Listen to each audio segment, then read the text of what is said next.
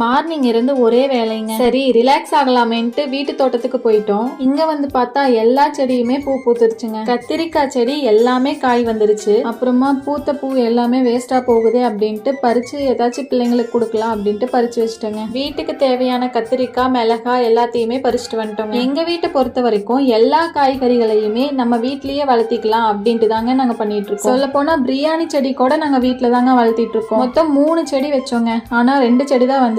அது போக நாங்க வச்ச 3 வாழை மரத்துல 3 தாருமே நல்லா ஈனிருச்சு. சரி இதெல்லாம் பார்த்து முடிச்சுட்டு வீட்டுக்கிட்ட இருக்கிற கட்டுத்தறிக்கு போனா என்னோட வீட்டுக்காரர் மாடுகளுக்கு தண்ணி வைக்கிற தாலி எல்லாமே கழுவிட்டு இருந்தாரு. இதை வேணா சொல்லணுங்க, என்னதான் நம்ம அடிக்கடி தாலியை சுத்தம் பண்ணாலும் தண்ணி கண்டினியூஸா தாலிக்கு போறதுனால சீக்கிரமாவே பாசம் பிடிச்சிருதுங்க. அதுவும் கையில செஞ்சா ரொம்ப லேட் ஆகும்னு என்னோட வீட்டுக்காரர் டிராக்டர் கழுவுற மிஷின் வச்சுதான் தாலி எல்லாம் கிளீன் பண்ணிட்டு இருந்தாரு. எப்பவும் போல என்னோட மாமனார் இந்த வேலையெல்லாம் முடிச்சதுக்கு அப்புறம் மருந்தடிக்கிறதுக்கு மேட்டுக்காட்டுக்கு கூட்டிட்டு போயிட்டாரு.